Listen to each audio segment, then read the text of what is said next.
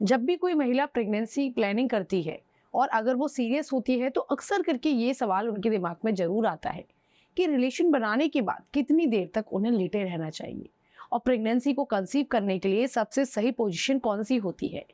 तो आज की इस वीडियो में मैं प्रीति यादव आपको बताऊंगी कि प्रेगनेंसी कंसीव करने के लिए आपको रिलेशन बनाने के बाद कितनी देर तक लेटे रहना चाहिए और प्रेगनेंसी कंसीव करने के लिए सबसे सही पोजीशन कौन सी होती है।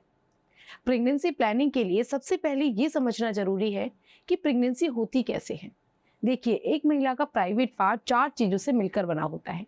ओवरी, फैलोपियन ट्यूब, यूट्रस और प्राइवेट, जो आपको बाहर से दिखाई देता है।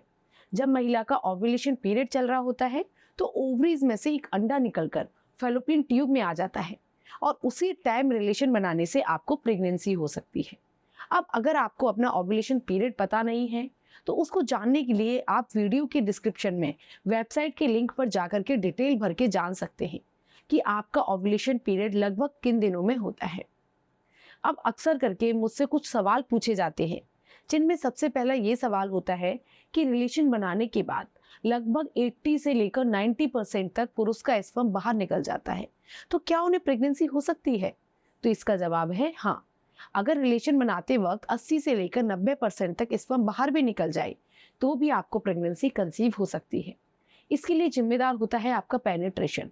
जब आप रिलेशन बनाते हैं तो उस समय पर आपका पेनिट्रेशन कितने अंदर तक है, उससे डिपेंड करता है कि प्रेगनेंसी कंसीव हो सकती है या फिर नहीं। ऐसे में अगर कोई महिला प्रेगनेंसी कंसीव करना चाहती है तो उसे रिलेशन बनाने के बाद कम से कम 5 से लेकर 10 मिनट तक टांगों को ऊपर करके लेटे रहना चाहिए।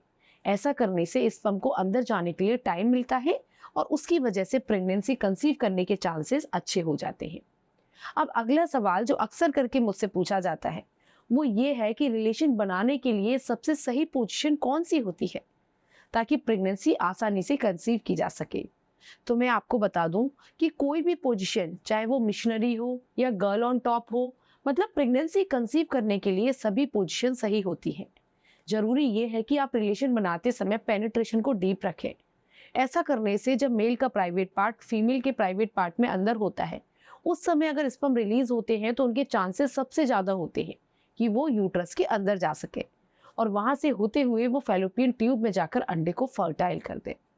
तो बेसिकली अगर आपकी हेल्थ कंडीशन अच्छी है और प्रेगनेंसी कंसीव करने के लिए आपकी बॉडी में और कोई प्रॉब्लम नहीं है, तो ओव्यूलेशन के दिन या उससे 12 घंटे पहले या 12 घंटे के बाद अगर आप रिलेशन बनाती हैं और उस समय आप कोई भी पोजीशन यूज करें और डीप पेनिट्रेशन रखती हैं, साथ ही रिलेशन बनाने के बाद जब मेल का स्पर्म फीमेल के प्राइवेट पार्ट में रह जाए तो उसके बाद 10 मिनट तक लेग ऑन टॉप करने की कोशिश करती हैं या लेटे रहती हैं, तो आपको प्रेगनेंसी कंसीव करने के चांसेस कई गुना बढ़ जाते हैं।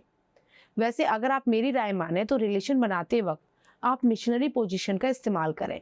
साथ के साथ रिलेशन बनाने के बाद कम से कम 10 मिनट तक आप बिस्तर पर ही लेटे रहें। ऐसा करने से आपको प्रेगनेंसी कंसीव करने के चांसेस बढ़ जाते हैं।